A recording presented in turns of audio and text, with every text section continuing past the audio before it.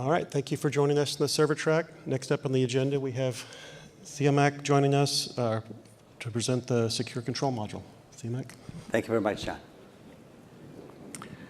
Thank you for coming. I'm Siamak Tavallaei from Microsoft, the hardware section of Azure team. We're going to talk about a modular building block architecture today, and specifically the secure control module section of that.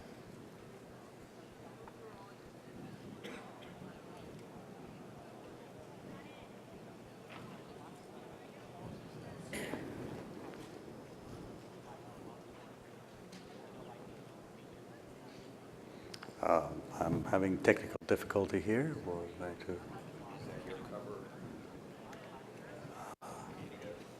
Okay, so I need to use the arrow.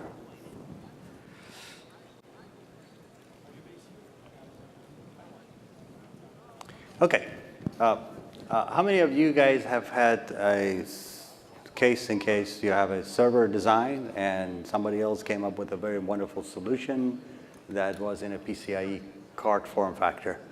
And how long did it take for you to integrate that one in your server design and go to production?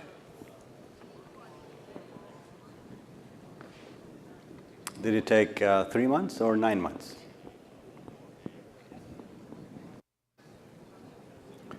Well, consider that a similar question a different way. You have designed a wonderful server, wonderful solution, wonderful AI infrastructure, and you want to present it to one of your hyperscaler design centers, and they really like it, and they want to introduce it into the data center. How long do you think that will take?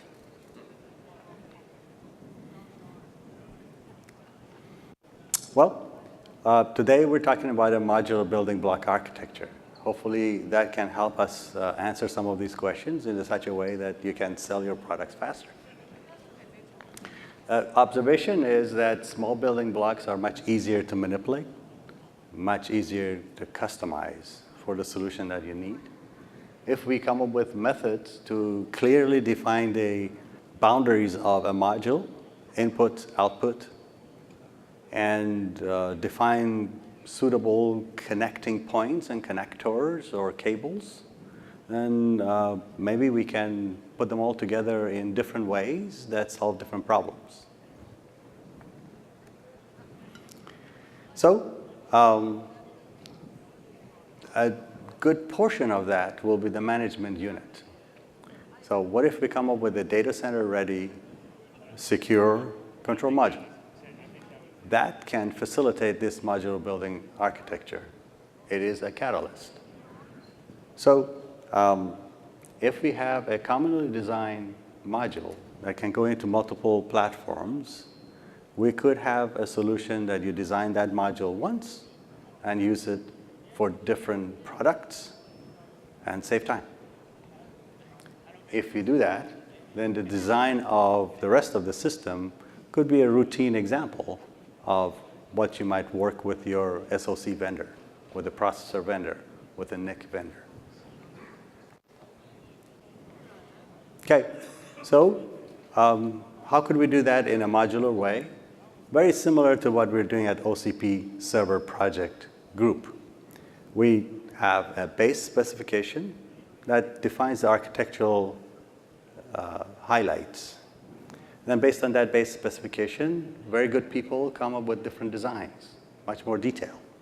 From one base specification, there might be multiple designs. Off of those designs that might include schematics or board files, then it can be multiple products. So that's how we generate modular designs. Each module could have, or each specification could be talking about different aspects of the architecture or design: mechanical design, electrical design, thermal design. Each one of those can specify a chapter of a large specification. I don't know if you were here in the last session. We did talk about modular aspects of an artificial intelligence system and infrastructure. So as examples of how we can put all of this together as a product, just think of that a modular design in a server business could comprise a compute module that should have processor and memory and I/O connections, individual I/O accelerators or I/O cards, adding cards or embedded systems to go input, output of the chassis. Of course, certain things need to be managed. For that, we could have modules that have duties of security and control of the environmental aspects of the chassis, data plane control, and interconnects. As an example, you could think of a module that has only CPU, memory, and I/O on it. Just the essential elements that a customer needs. High-speed interconnect is important. If a module is small enough, such as what I'm showing, that I/O connectors can be very closely placed to the SoC, to the processor. And if we do that, then we are close to supporting PCIe Gen 5, PCIe Gen 4 should be easy, PCIe Gen 5 is in front of us, right? You know the challenges of designing to PCIe Gen 4 now when the motherboard is very large. If we do that, then whatever is left is a module, we can call it the secure control module. It has all the essential elements for managing the system, controlling the health of that system. And if you put them together, it is now close to what we are used to as a motherboard. It has all the elements. It has the processing elements, memory, I/O, and security management elements. Now, if you can think of that module being capable of being removed. So you have a choice of where you place that module in a chassis. You can come up with multiple configurations of such a system. You also need a way to connect to the adding cards. We worked with 3M to develop this. You could think of this as a module as well. It is a slot extender, I/O slot extender. Your PCIe slot can be farther away. I don't know if you guys had a chance to see some of these mock-ups, prototypes in Microsoft booth. We have a very good selection of these modules you can play with. In this particular case, we thought that standard connectors are suitable. So we started with PCIe slot connector as the receptacle for an adding card. The other side of it for the CPU board, Gen Z connector is suitable. A lot of work is being done to develop that module, so might as well we take advantage of the industry effort on that area. So what's necessary then is a pin mapping of PCIe signals to Gen Z connector. Gen Z definition by itself was not complete as compared to PCIe slot definition. For example, it did not include JTAG. So we've added some sideband signals to support that. We are about to publish this pinout in a form of a specification. And of course, if we miss anything, please let us know. Now, if we have these modules, then we can dream up of multiple configurations of a system. These are some drawings that my colleagues at WeWin have provided for me, gave me the permission to share them with you. You see that if we have a small CPU board, we can place it in different places in the chassis. Once we do that, we can have a different number of PCIe slots, adding cards, FPGAs, GPUs in the system. You can imagine many different ways of configuring a system. It's not necessary that every system be a single socket.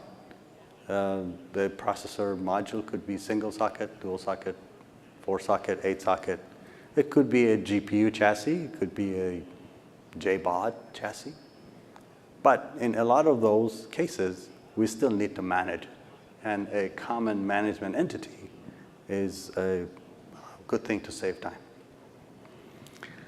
Specifically, with that cable harness that I showed you, we can put 2 slots in a vertical dimension in a U, in a regular U. It's difficult to do that. It's kind of impossible to do that if your PCB is large. It has to come to the edge of the chassis. When we have a small CPU board, you can see that under the I/O slots, there's no PCB, and the space of that can be used to place 2 adding boards in the U dimension. Okay, so what's left for us as a community is to define the module itself and define its interconnect to the CPU board. We can standardize on that. And for that, a lot of people have helped me. Raise your hands, the guys who have helped me. Don't be shy. At some point, maybe I should invite you to come to the stage and do a group hug. You don't perhaps know each other, but I've asked feedback from processor vendors, from my OEM, ODM colleagues, and from my colleagues in other hyperscalers for feedback on if we were to do such a thing, what should be the components that go on the module, and what should the interface be. So hopefully we can work together and standardize that. In the booth, again, we have an example of how it looks like once you do it, and all the permutations of a configuration you can think of. So, in essence then, this small module displaces what we used to call a motherboard. And we can do it once and step and repeat. So, imagine then you have a big motherboard. From that motherboard that you know today, if you remove the processor and the memory and I/O, whatever is left is this secure control module that I'm referring. Okay? It can support single socket, dual socket, and bigger CPU modules. It will have the normal devices that you have on a motherboard. But as we extract the CPU and memory away from that motherboard, you can imagine that there are a lot of wires.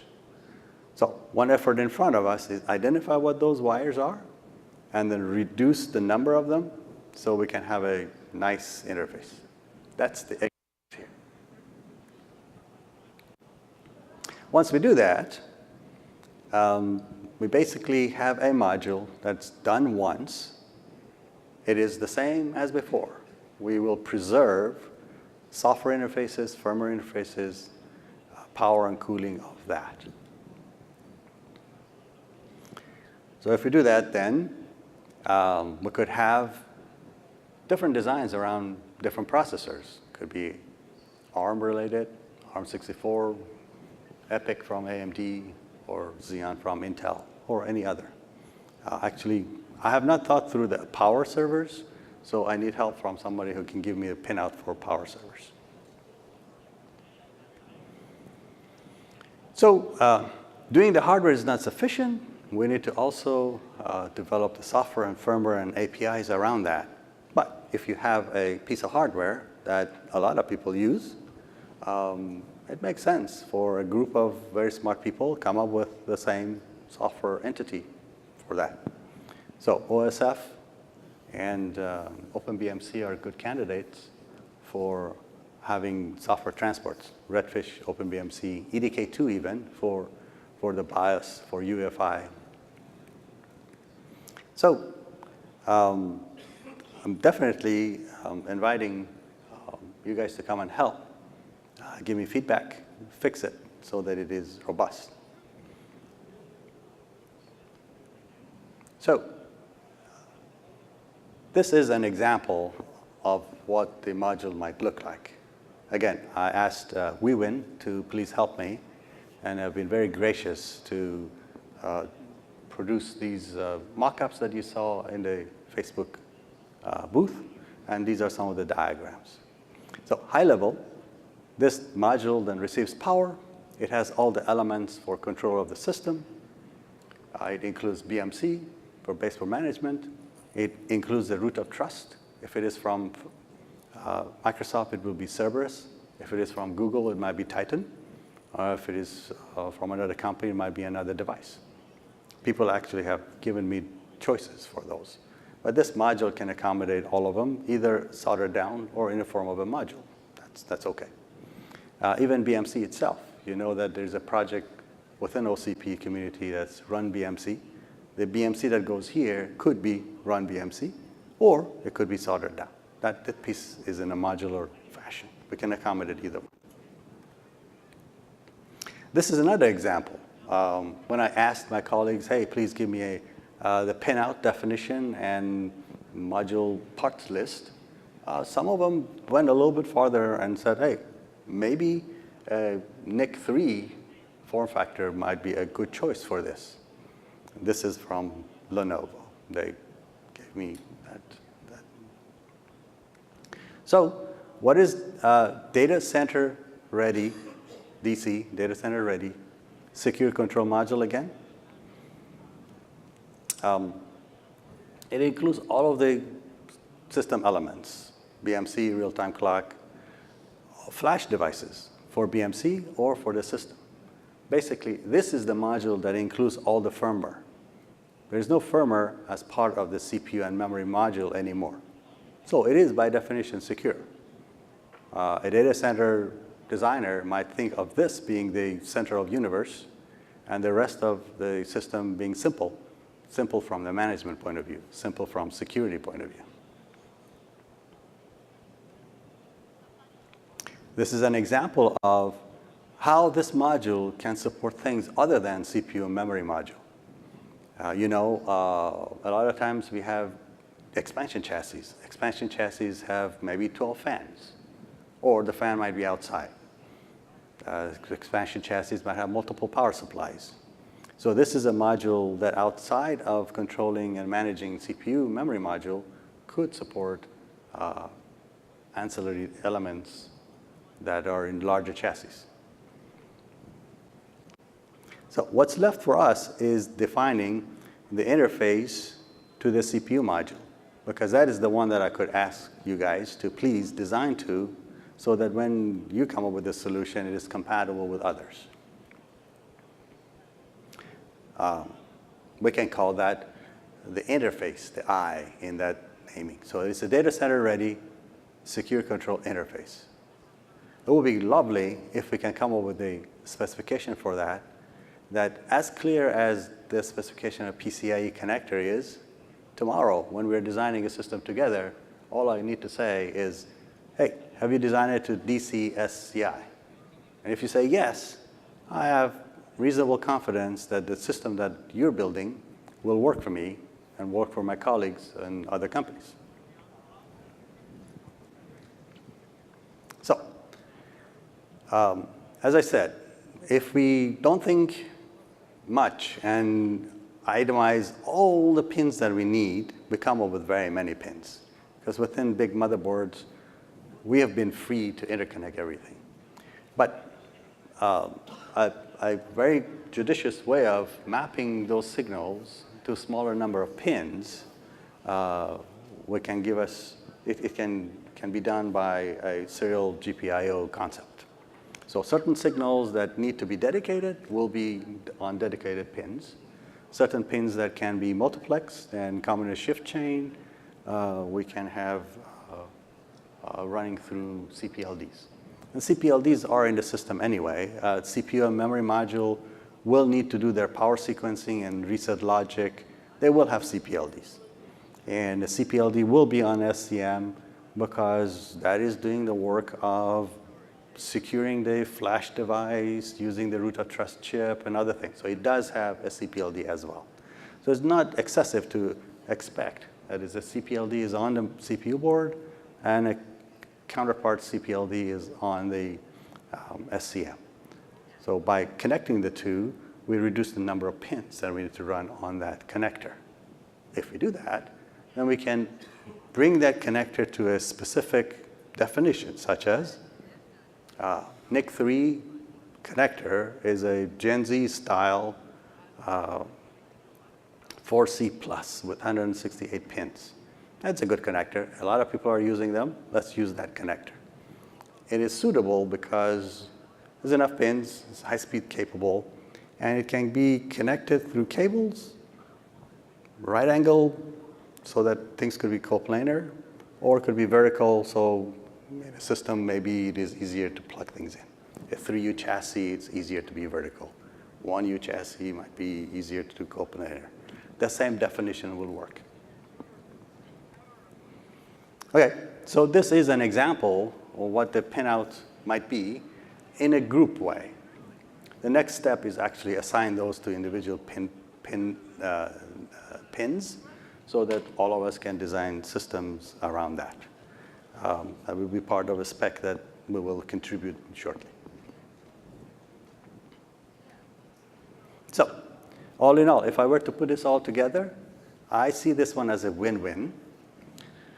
From somebody from a data center customer point of view, you might think that if I have already designed one SCM and a number of partners developing solutions, a number of them can fit and go to data center no problem.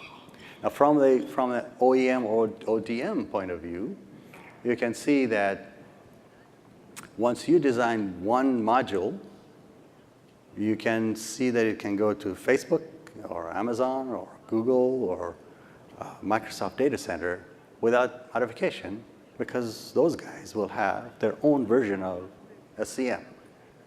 That is possible. Now, if we are very smart and work together, we can come up with one SCM, one secure control module, that is data center ready for all data centers. So that is the open together concept comes. So I invite you to take us through that process. So please, as you're designing your solutions, think about the interface, the data center ready secure control interface. Make your systems data center ready, and come and help us perfect the system solution.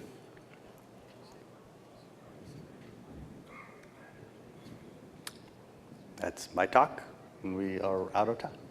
Thank you. Thank you, Siamak. Any questions or comments? We have 2 microphones here.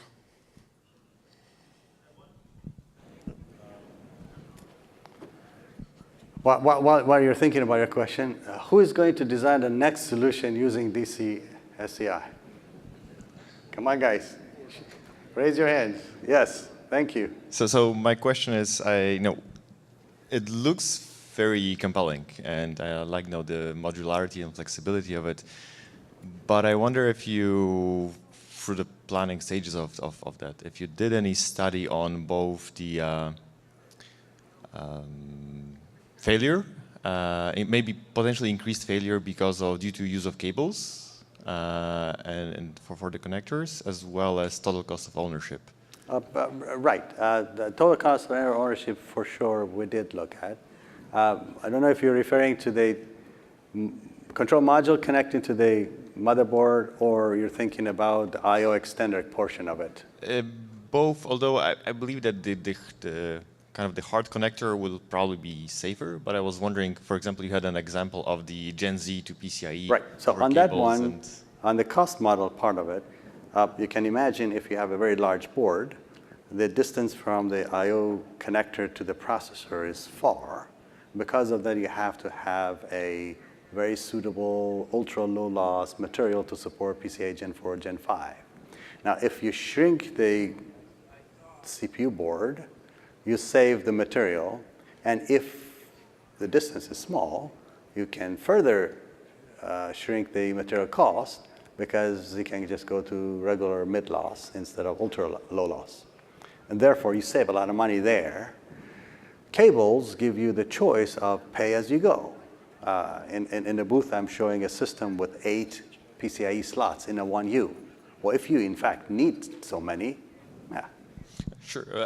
On the cables, though, I'm thinking more of the failure rate. Do you expect to see a higher failure rate due to use of cables versus I do expect that the good cables have less failure rate on signal integrity.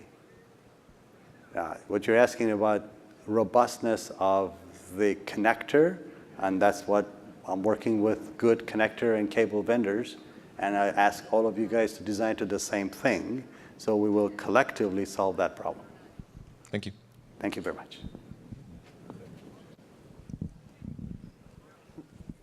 All right, we're out of time, so thank you, Siamak.